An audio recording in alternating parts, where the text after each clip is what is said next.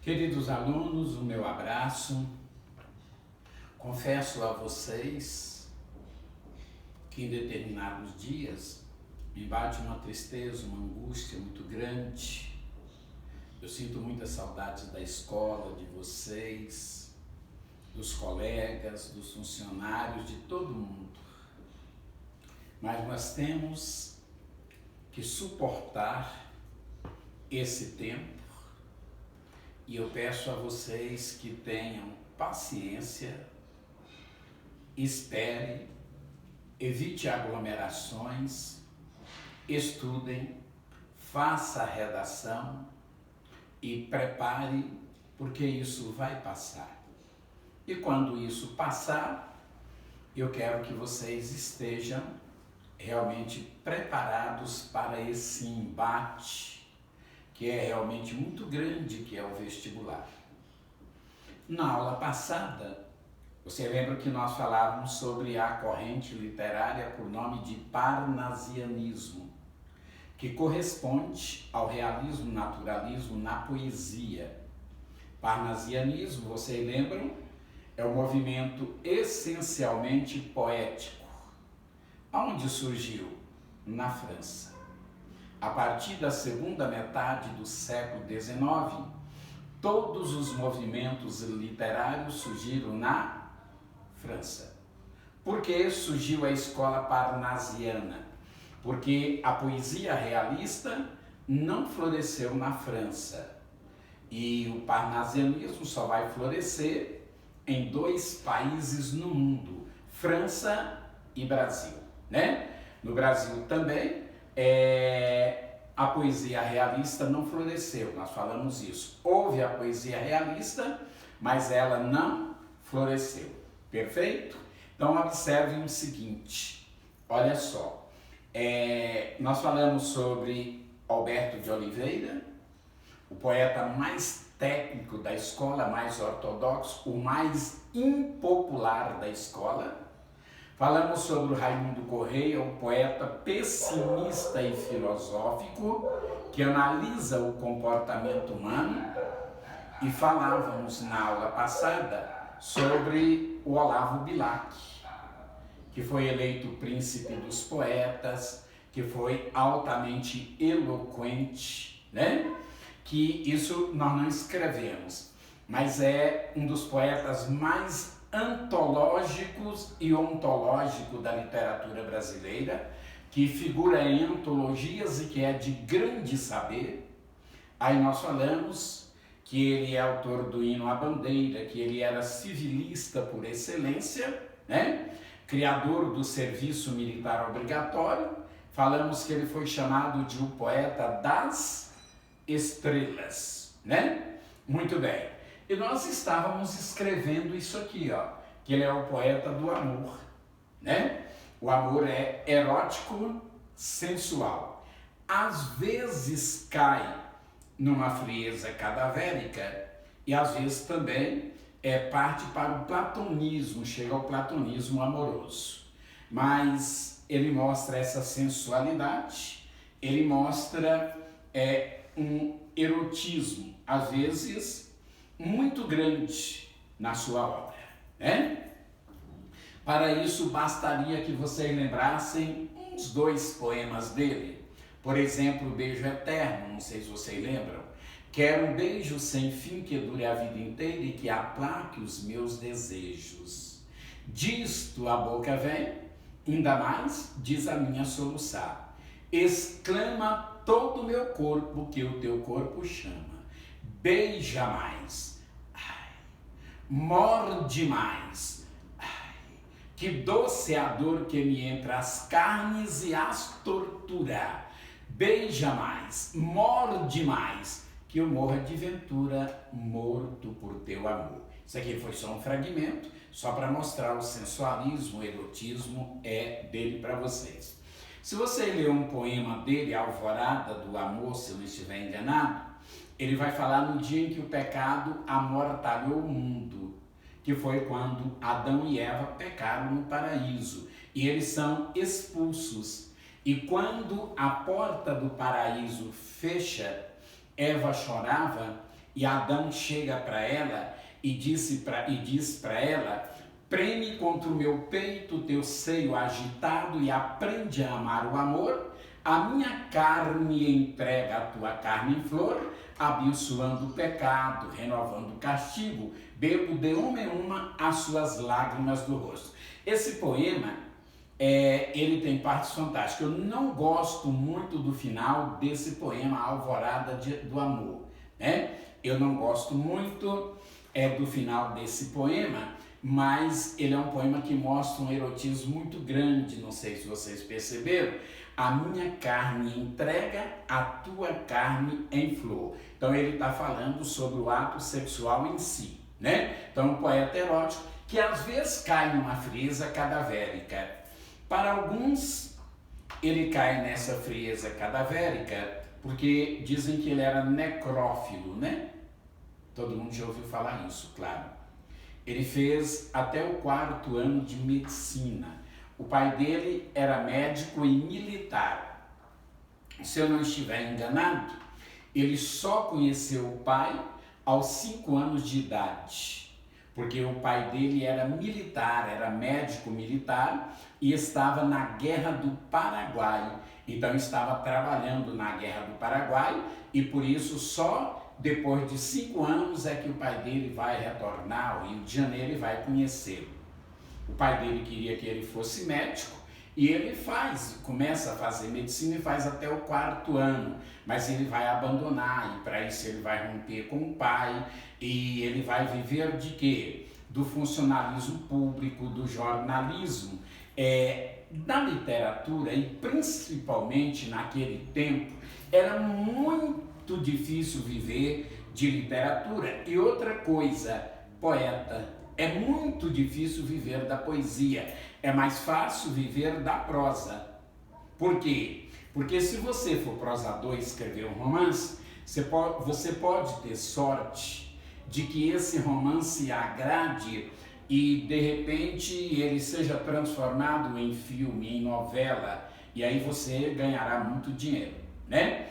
Mas a poesia é mais difícil viver da poesia.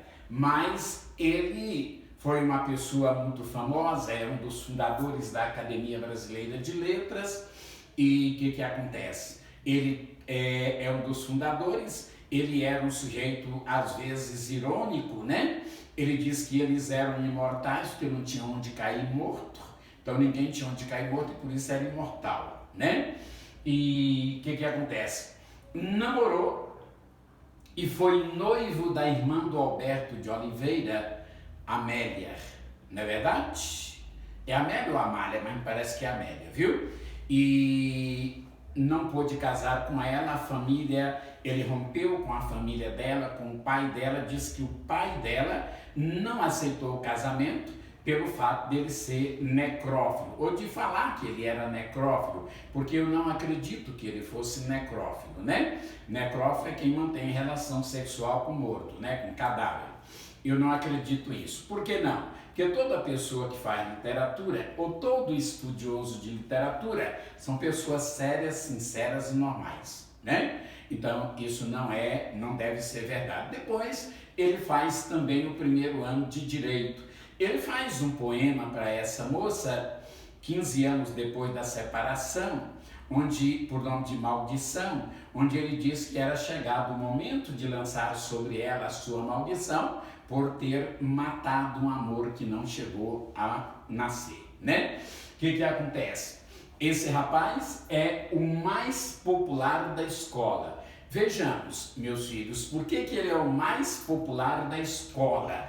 Ele é o mais popular da escola porque ele apresenta resíduos românticos. Nós falamos isso na aula passada. Por isso nós vamos ter as pessoas que o criticam e as pessoas que o elogiam. Ele foi também criticado, dizendo que ele era populista, que ele fazia uma poesia para agradar determinado tipo de leitores, para agradar as mulheres, né? Foi dito isso a respeito dele.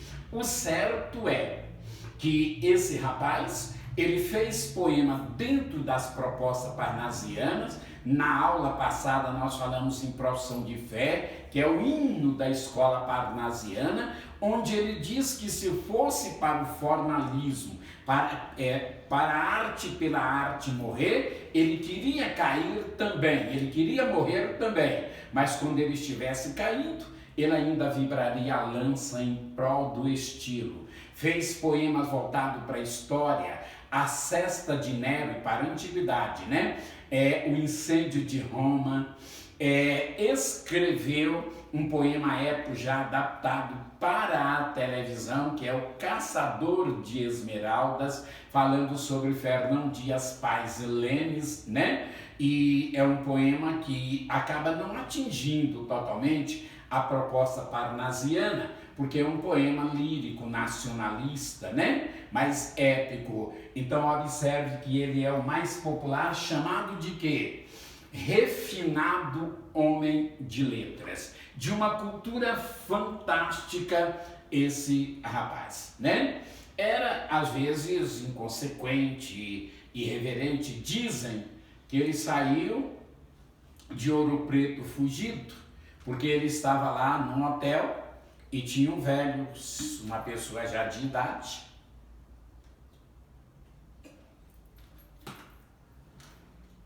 e ele pegou a carteira do velho e escondeu. E o velho ficou muito bravo, e quando soube que era ele, falou muita coisa para ele, e ele pegou o velho pelo colarinho e fez o velho de joelhos pedir perdão a ele. E o velho suicidou. E os filhos do velho, fazendeiro na região, vieram da fazenda com os empregados, com os amigos, vizinhos, cercaram o hotel para pegá-lo, e com muito trabalho foi que ele foi retirado de lá. Depois ele criticou o povo mineiro, falando da hospitalidade do mineiro, e não foi isso que ele recebeu lá. Mas observe que ele, se aconteceu isso mesmo, que eu já li, ele mereceu, né? Porque ele desrespeitou um sujeito de idade, uma pessoa respeitada, e que levou o sujeito à morte. Perfeito? Então observe que um grande escritor, o Olavo Bilac, refinado homem de letras, foi um grande conferencista.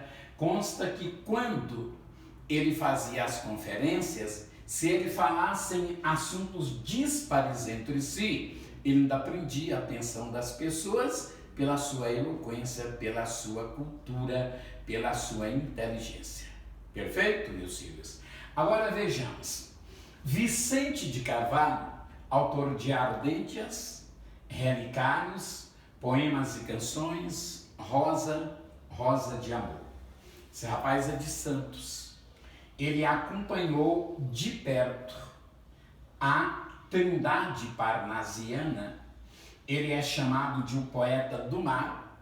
Ele é de Santos e ele gostava de quê? Ele gostava de pescar, né? Então a temática dele, ela vem do mar, ela vem da natureza. Ele é chamado de quê? Ele é chamado de um poeta paisagista, naturista, né? Da literatura brasileira.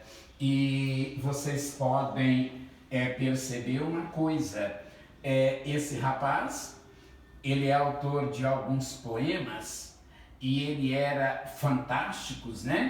E ele era respeitado.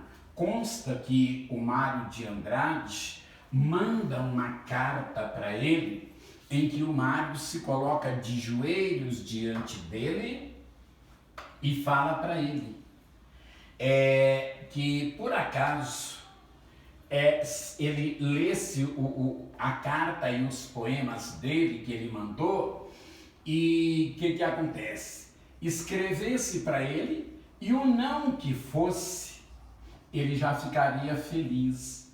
Mas não sei porquê, o Vicente de Carvalho nunca respondeu a carta do Mário. Perfeito? O que deixou o Mário muito triste, muito chateado com isso. Esse Vicente de Carvalho é o segundo poeta mais popular da escola. Quem é o mais popular? O Olavo Bilac. Quem é o segundo mais popular? O Vicente de Carvalho.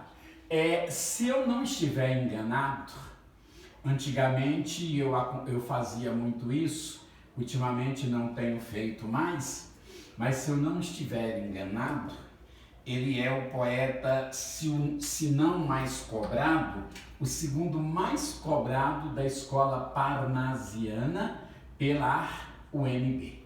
Né? A UNB cobrou muito esse rapaz. Eu tinha catalogado isso, mas eu não lembro mais o que foi feito disso aí. Né? Então esse Vicente de Carvalho, ele não teve aquela preocupação dos parnasianos, mas ele fez a arte pela arte e quando não fez, ele voltou para o mar, para a natureza, para a paisagem, né? É o poeta paisagista e naturista do parnasianismo brasileiro que acompanhou de perto a escola e é o segundo mais popular.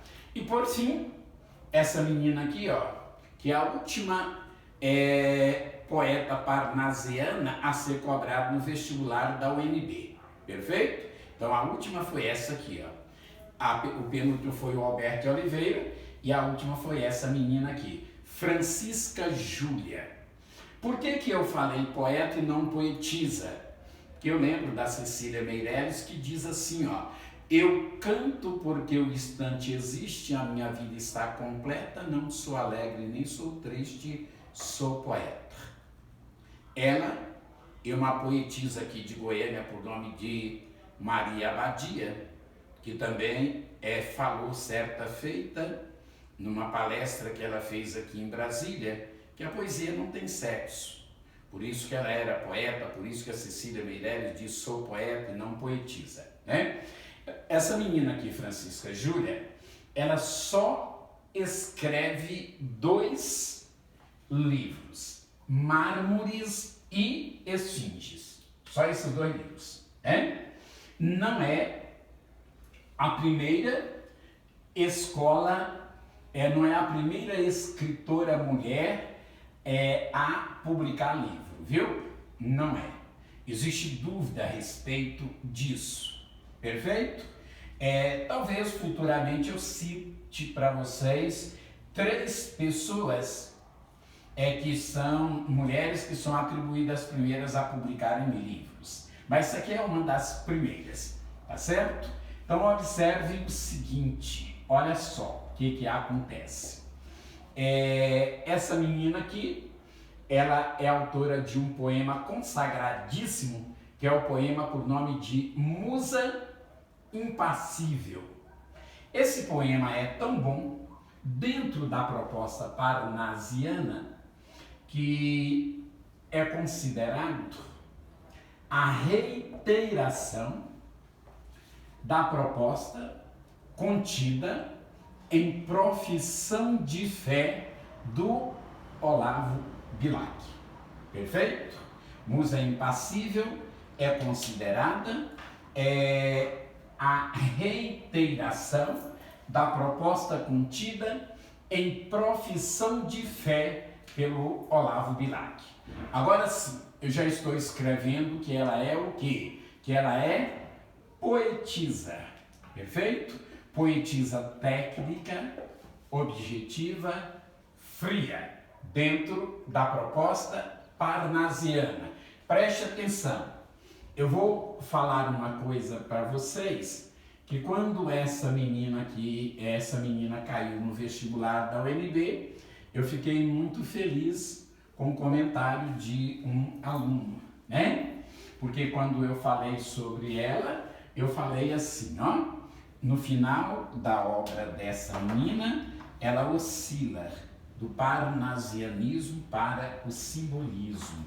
Então eu falei isso para os alunos e a UNB fez um item falando isso, perguntando se a obra dessa moça oscilava do parnasianismo para o simbolismo e oscila. Viu? Ela morre no dia que o marido dela é sepultado. No dia que ele é sepultado, ela morre, né? Eu disse, conversando com o professor Marcelo, porque ela já estava doente, em coma. mas ele me falou que chegou a ler um comentário que ela conscientemente sabia da morte do marido e possivelmente foi uma das causas que a levou a óbito, né? Depois vocês, inclusive, podem questionar isso com ele. Mas uma grande poetisa. Para vocês terem uma ideia,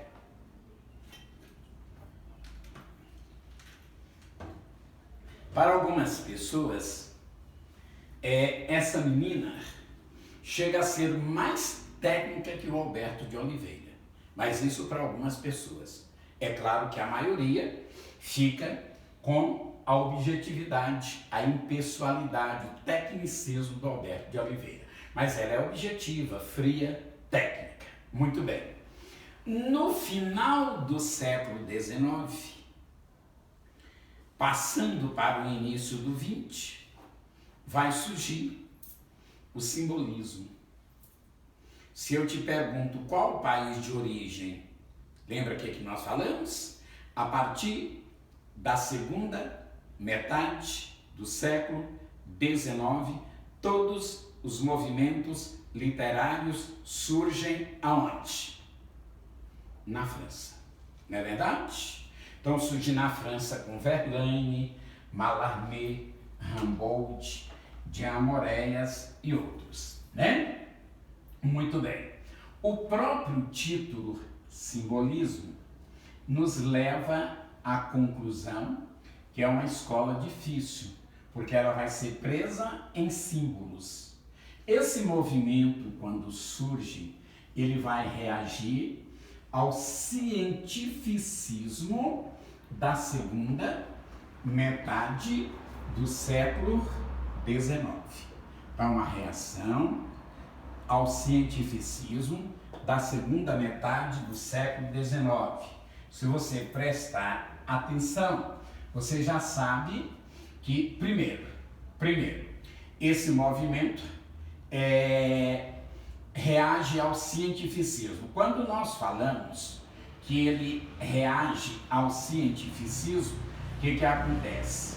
Acontece que ele reage ao materialismo, positivismo, determinismo, todas as correntes científicas da segunda metade do século XIX que norteou a escola realista e naturalista, não é verdade?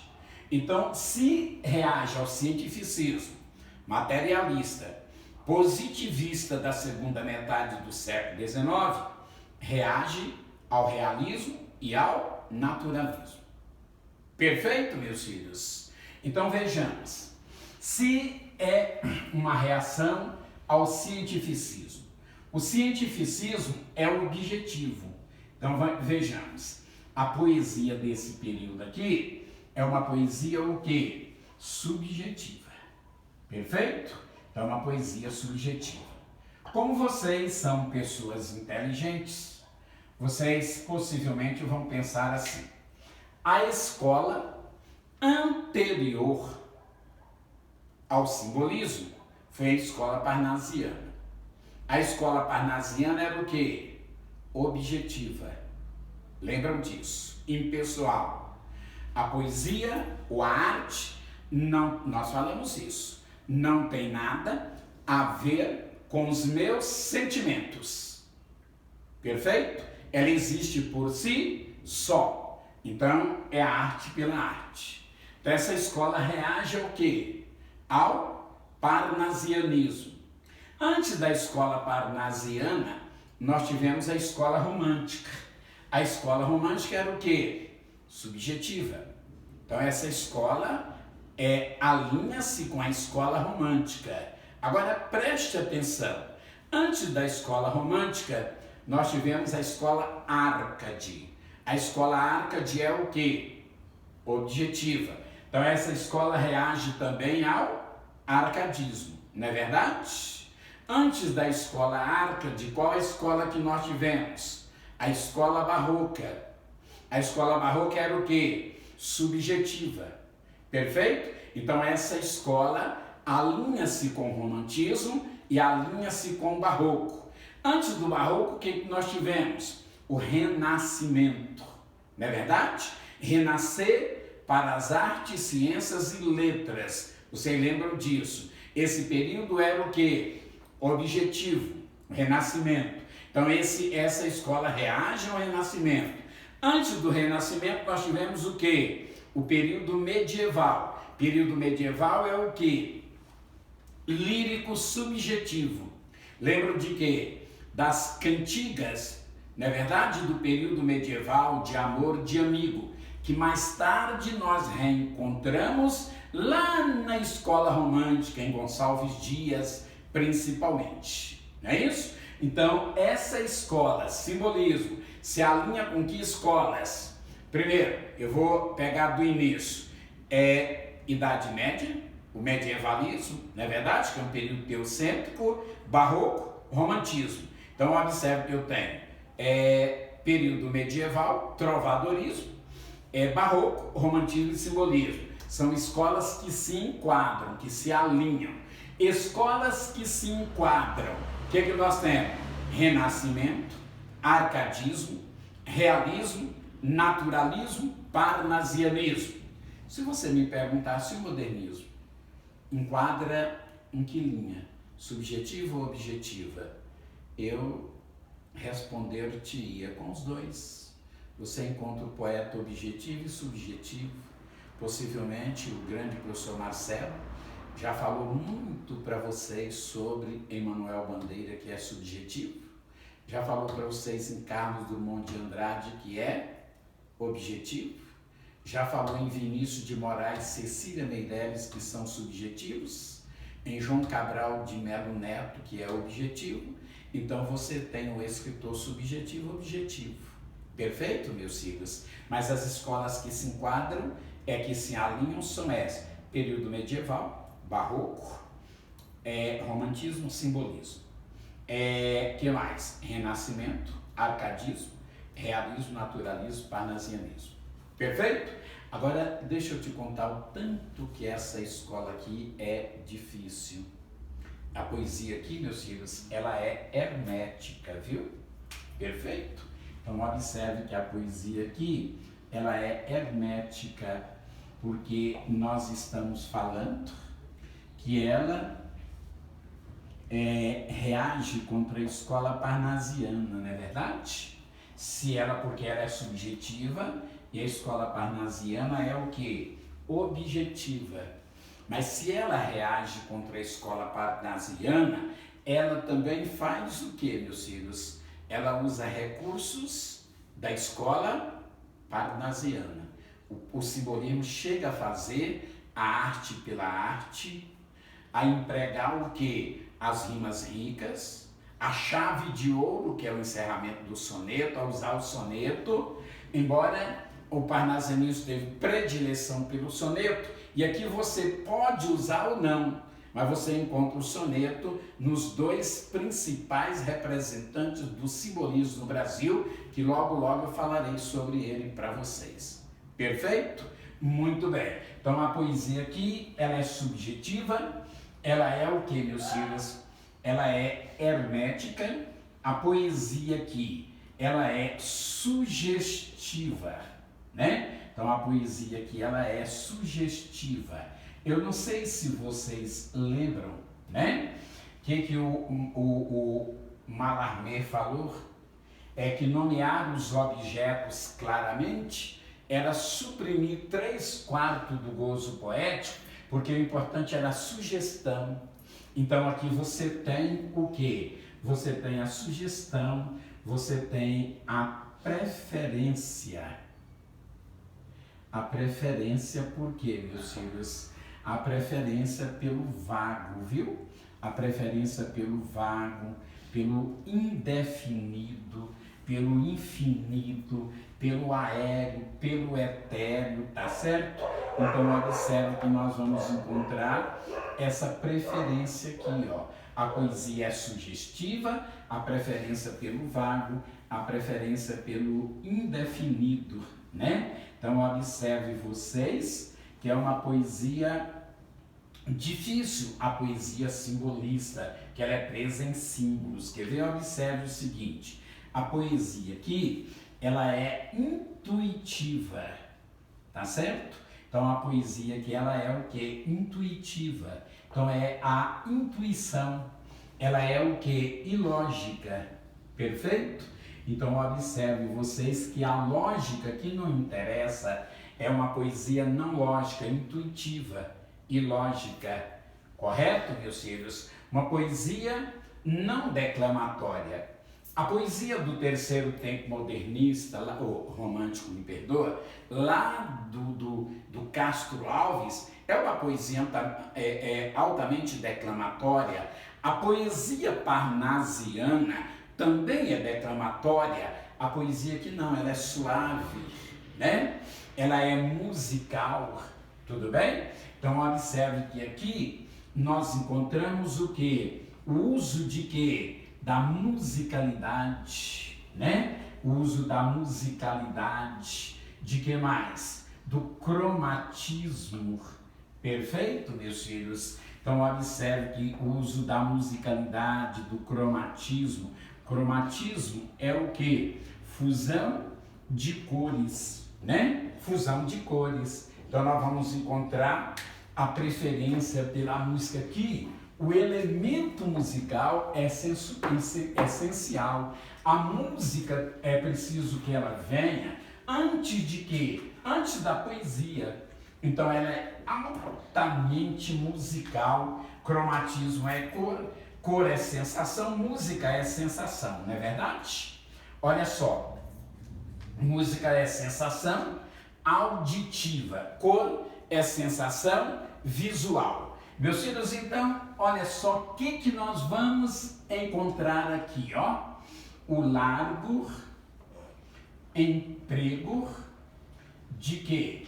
O largo emprego da sinestesia. Perfeito? Então, a valorização das sensações, a fusão das sensações, o cruzamento das sensações. A harmonia da cor e do perfume. Cor, sensação, visual. Perfume, sensação olfativa, não é verdade? Então, largo emprego da sinestesia. Mas preste atenção num detalhezinho, meus filhos. Olha só, é só a escola simbolista que usa a sinestesia? Não. Todas as escolas usam. Qual é a escola que mais vai usar a sinestesia? A escola simbolista. Mas eu encontro em todas as escolas. Tudo bem?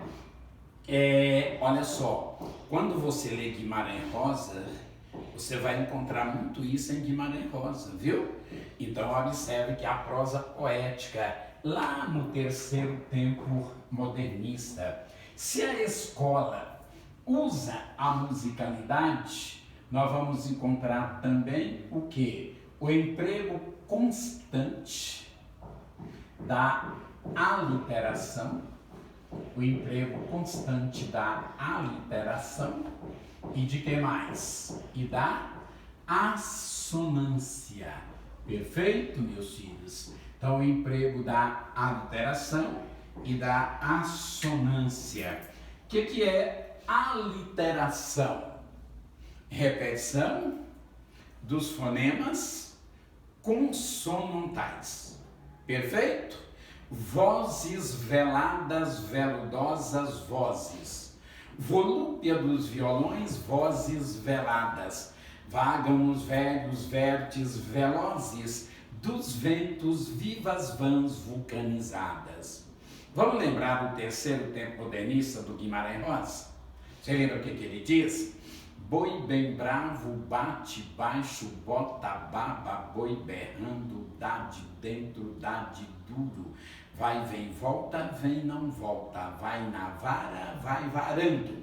A literação na prosa, isso que eu acabei de falar para você do Guimarães Rosa, é a prosa, né? O que é assonância? Encadeamento de sons das vogais. Perfeito, meus filhos? O que caracteriza mais a escola simbolista? A aliteração ou a assonância? A aliteração. mas você encontra também a assonância, perfeito? Na messe que enlourece, estremece a quermesse. Então observe vocês que a literatura vai buscar a musicalidade e por isso largo emprego da literação da assonância. Antes que eu me esqueça, eu posso encontrar isso em outra escola literária? Em todas, meus filhos. Mas aonde que eu vou encontrar mais? Na escola simbolista. É onde eu vou encontrar mais a aliteração, a assonância. Essa poesia aqui, ó, ela é uma poesia espiritual. Ela é uma poesia transcendental. Perfeito? Então, uma poesia espiritual é uma poesia transcendental. Correto, meus filhos? É uma poesia voltada, às vezes, para o quê? Para o ocultismo, tá certo? É uma poesia espiritual, mística, né? Mística. É uma poesia interior, é uma poesia muito profunda. Isso aqui é a busca de quê? Isso aqui é a busca do eu profundo. O sujeito vai mergulhar dentro dele, meus filhos. Perfeito? Então ele vai mergulhar violentamente dentro dele. Agora deixa eu te contar uma coisa. A poesia simbolista no Brasil, ela passou despercebida. Perfeito? Nessa época aqui, a poesia forte era a poesia parnasiana, não era a poesia simbolista. Por isso, o início dessa poesia em 1893, eu vou escrever isso depois para vocês, e o término você pode encontrar 1902, quando surge o divisor de água, que é o pré-modernismo, mas você pode encontrar também 1922, né? Que é quando surge a Semana de Arte Moderna. Por falar em Semana de Arte Moderna, praticamente foi o modernismo que fez o quê? Meus filhos, foi o modernismo que fez com que surgisse, ressurgisse, valorizasse, aparecesse a poesia o quê? A poesia simbolista, né? Pessoa como quem? Cecília Meirelles, né? O próprio Manuel Bandeira, o próprio Murilo Mendes, Jorge de Lima, eles revalorizaram muito a escola simbolista. E por isso faz o quê? Vir à tona a poesia simbolista. Agora olha só, preste toda a atenção que você puder. O grande nome da poesia simbolista no Brasil é esse rapaz aqui, ó, João da Cruz e Souza. Por mais que eu falar para vocês, eu vou falar que esse rapaz foi bom, ele ainda é melhor. Esse rapaz, meus filhos, ele é bom demais, né? Então, olha só, ele vai introduzir o simbolismo no Brasil com 2 livros, Missal, livros de quê? Poemas em prosa, né? Poemas em prosa. Broquéis, missal é livro de missa, né? Broquéis são escudos, aqui já é poesia, aqui já é em verso, viu? Além disso, ele é autor de outras obras, evocações também são poemas em prosa, né? Faróis, e ainda últimos sonetos. Esse rapaz só viu publicado 2 obras, viu? Missal e Broquéis, né? Então observe que ele não viu publicado as outras obras. essa obra aqui, Últimos Sonetos, se eu não estiver enganado, ela foi publicada em 1902 ou em 1905. É que o Cruz de Souza tinha uma pessoa que o admirava, que o protegia, foi seu amigo por nome de Nestor Victor. E foi ele quem publicou quase que as obras do Cruz de Souza depois da morte dele, né? Esse rapaz, ele é de Desterro. Desterro fica onde? Como é que chama Desterro hoje? Florianópolis, perfeito? Então ele é de Desterro e ele nasce lá em 1861 e vai morrer em Minas Gerais, na Estação do Sítio, em 1898, perfeito? Então olha só, é o início do simbolismo no Brasil, 1893, com essas duas obras aqui, ó, Missal e Broquéis, viu? Missal e Broquéis, essas duas obras foram publicadas em 1893. Então vejamos, ele é o que, meus filhos? Ele é o introdutor do simbolismo no Brasil, Introdutor do simbolismo no Brasil, com essas duas obras, Missal e Broquéis. Ele é o melhor poeta simbolista do Brasil. Ele é introdutor do simbolismo, ele é o melhor poeta simbolista do Brasil. Ele é um dos 3 melhores poetas simbolistas do mundo, viu? Quem falou isso? Foi um crítico e sociólogo, um crítico literário e sociólogo francês, por nome de Roger Bastide. Esse Roger Bastide, ele veio para o Brasil para estudar o candomblé. Então ele fica onde? Na Bahia, né? E ele descobre o simbolismo. Como ele estuda o simbolismo do mundo inteiro, ele vai falar que o Cruz de Souza, ao lado de Verlaine e Mallarmé, são os 3 grandes poetas simbolistas do mundo, são os melhores. Em algum momento ele chega a dizer que o Cruz de Souza era ainda superior aos franceses. Perfeito? Perfeito. Então vejamos, meus filhos, ele é chamado de quê? Ele é chamado de Dante Negro e Cisne Negro. Dante Negro e Cisne Negro da literatura brasileira. Perfeito? Então ele é comparado ao Dante Alighieri, aquele da Divina Comédia. Perfeito? E o Cisne Negro, que é um cisne chinês muito bonito. Tudo bem? Agora olhe só.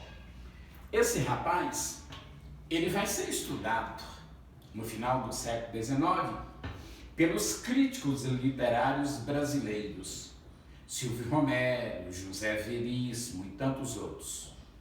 E houve crítico que disse que ele era o melhor poeta brasileiro, que foram necessários 400 anos para que surgisse no Brasil um poeta de verdade. Ora, quem é que nós já tivemos antes desse rapaz aqui? Os poetas parnasianos que nós já citamos, que é o caso de Olavo Bilac, Raimundo Corrêa, Alberto de Oliveira, Francisca Júlia, Vicente de Carvalho.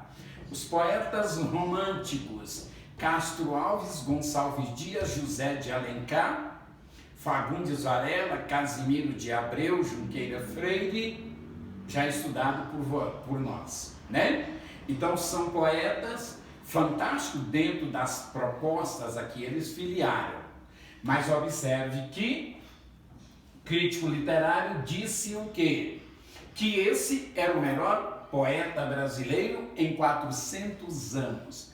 Meus filhos, com toda sinceridade, depois vocês, por gentileza, consulte ao professor Marcelo, que é admirador e estudioso da escola simbolista e dos poetas simbolistas, que ele também vai falar para vocês o quanto esse rapaz foi bom, o quanto que ele foi excelente. Agora você poderia me perguntar, Dante Negro, Cisne Negro, por quê? Ele era negro? Meu filho, negro retinto, filho de escravos, tudo bem? Os pais dele eram escravos. Ele ganhou a alforria e a educação dada pelos seus senhores. O senhor dele lutou na Guerra do Paraguai. Com 7 anos de idade, esse menino já fazia poesia e recitava para o senhor dele, para a senhora que ensinou ele as primeiras letras, que botou ele na escola. Com a morte dos seus senhores, ele levou um prejuízo muito grande. Por quê? Por causa da sua cor, por causa da sua raça. Ele chega a dizer de maneira muito triste que as pessoas preferiram parar na sua epiderme, esquecendo de perguntar, olha como é triste isso aqui, meus filhos, esquecendo de perguntar se ele tinha cérebro, se ele tinha nervos, se ele tinha sangue, mas pararam só na sua cor. Ele foi nomeado em sua terra natal, numa cidade por nome de Laguna, ele foi nomeado promotor público lá e ele não foi aceito por causa da sua cor. Então ele vai sofrer muito por isso, perfeito? E ele vai andar pelo Brasil até que ele vai chegar ao Rio de Janeiro. Mas isso eu vou falar para vocês na próxima aula, porque o meu tempo já terminou. E vocês fiquem com Deus, recebam o meu abraço, sintam-se confortados nesse momento que nós estamos vivendo, procure o distanciamento social, se sair de casa usa máscara, mas não é época de festa, não é época de nada, é época de recolhimento. Lembra do poema a um poeta que nós falamos na aula passada, do Olavo Bilac? Longe do estéril turbilhão da rua. Então, longe de todos os problemas da rua, Benedetina escreve no aconchego do claustro. É época de nós ficarmos no aconchego dos nossos lares, das nossas casas. Hoje eu recebi, ontem eu recebi um telefonema do professor Pavan, e foi muito bom, que eu estava muito angustiado ontem, e hoje foi o professor Marden que me telefonou e que muito me reconfortou o coração, e ele me incentivou e me animou para ficarmos em casa, para esperarmos isso aí, para termos paciência, porque vai passar isso aí e nós voltaremos ao convívio social. Meus filhos, fiquem com Deus, recebam o meu abraço, que Deus abençoe e guarde vocês. Um abraço.